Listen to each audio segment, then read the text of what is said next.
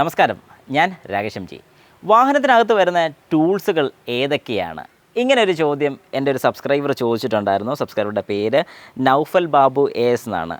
വണ്ടിയിൽ വരുന്ന ടൂൾസിനെ കുറിച്ചൊരു വീഡിയോ ചെയ്യാമോ? ഷുവർ ആയിട്ടും. അപ്പോൾ ഇത് ശരിക്കും പറഞ്ഞു കഴിഞ്ഞാൽ നമ്മുടെ വാഹനത്തിനകത്ത് കോമൺ ആയിട്ട് വരുന്ന ടൂൾസാണ് ഞാനിപ്പോൾ ഈ കാണിക്കുന്നത്. ഇതല്ലാതെ ചില വാഹനങ്ങൾക്ക് വ്യത്യാസങ്ങൾ വരുന്നുണ്ടെങ്കിൽ അത് ജസ്റ്റ് നിങ്ങളും കൂടെ ഒന്ന് കമൻറ്റ് ബോക്സിൽ രേഖപ്പെടുത്തേണ്ടതാണ്. പിന്നെ വാഹനത്തിൽ വരുന്ന ഒരു മാനുവൽ ബുക്ക് അല്ലെങ്കിൽ ഒരു ഓണേഴ്സ് മാനുവൽ നമ്മുടെ വാഹനത്തിൽ വരുന്നുണ്ട്. ഈ ഓണേഴ്സ് മാനുവലിനകത്ത് എല്ലാ കാര്യങ്ങളും ഡീറ്റെയിൽഡ് ആയിട്ട് തന്നെ കൊടുത്തിട്ടുണ്ട്. വാഹനത്തിൽ എങ്ങനെയാണ് ജാക്ക് വെക്കേണ്ടതും വാഹനത്തിൻ്റെ വീലിൻ്റെ നട്ടഴിക്കേണ്ടത് എങ്ങനെയാണെന്നും ഒരു റിഫ്ലക്ടർ ട്രാങ്കിൾ കൊടുത്തിട്ടുണ്ട് എന്തിനാണെന്നും എന്നുള്ള കാര്യങ്ങളെല്ലാം വളരെ വ്യക്തമായിട്ട് അതിൽ കൊടുത്തിട്ടുണ്ട്. അപ്പോൾ ഞാൻ ആദ്യം തന്നെ നമ്മുടെ വാഹനത്തിൽ വരുന്ന റിഫ്ലക്ടർ ട്രാങ്കിൾ ഒന്ന് കാണിച്ചു തരാം. ഇതിനകത്ത് വരുന്ന ഒരു ട്രാങ്കിളാണ്. ഒരുപാട് പേര് ഇത് കണ്ടിട്ടുണ്ട്, പക്ഷേ കുറച്ച് പേര് ഇതിൻ്റെയൊക്കെ യൂസേജ് എന്തിനാണെന്ന് ഇപ്പോഴും ആലോചിക്കുന്നുണ്ടായിരിക്കും. കണ്ടോ, ഇത് ഇങ്ങനെ വരുന്നൊരു ട്രാങ്കിളാണ്. ഈ ഒരു ട്രാങ്കിൾ ശരിക്കും പറഞ്ഞൊരു കോഷൻ സൈനാണ്. ഇത് കണ്ടോ, ഇവിടെ ഒരു ക്ലിപ്പ് കൊടുക്കാനുള്ള ഓപ്ഷനുണ്ട്. ഈ ക്ലിപ്പ് ഇതിലോട്ട് ഇങ്ങനെ കണക്ട് ചെയ്ത്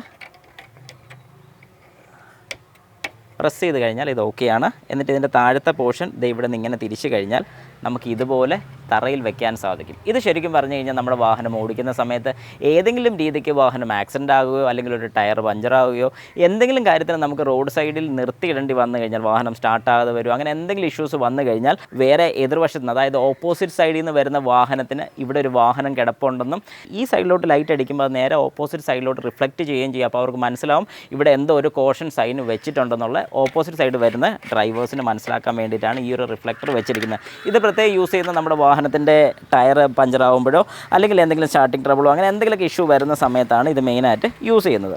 ഇനിയിപ്പം അടുത്ത് വരുന്നൊരു സാധനമാണ് നമ്മുടെ ഇപ്പോൾ സെല്യൂറിയിലായതുകൊണ്ടാണ് ഇതിങ്ങനെ വരുന്നത്. ഇതിൽ ശരിക്കും പറഞ്ഞു കഴിഞ്ഞാൽ 2 ടൂളും ഒരു ജാക്കുമാണ് വരുന്നത്. അപ്പോൾ ജാക്കിൻ്റെ കാര്യം ഞാൻ പ്രത്യേകിച്ച് എടുത്ത് പറയേണ്ട കാര്യമില്ല.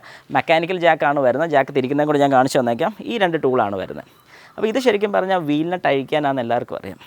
എന്നാൽ ഇത് ജാക്ക് തിരിക്കാനാണെന്ന് പറഞ്ഞാൽ ആർക്കെങ്കിലും തോന്നും ഇത് വെച്ച് എങ്ങനെയാണ് ജാക്ക് തിരിക്കുന്നത്, അല്ലെങ്കിൽ ഒരു ജാക്കി എങ്ങനെയാണ് തിരിക്കുന്നത്?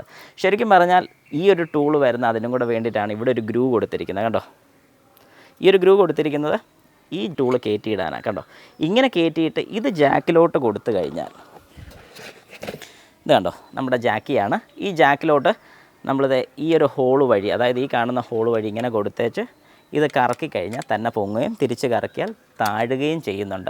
അതിന് വേണ്ടിയിട്ടാണ് ഈ ഒരു രീതിയിൽ കൊടുത്തിരിക്കുന്നത്. കണ്ടോ, ഈ 2 ടൂൾസും കൊടുത്തിരിക്കുന്നത്. മെയിനായിട്ട് നമ്മുടെ വാഹനങ്ങളിൽ വരുന്ന ടൂൾസുകളാണ് ഞാൻ ഇപ്പോൾ ഈ കാണിച്ചത്.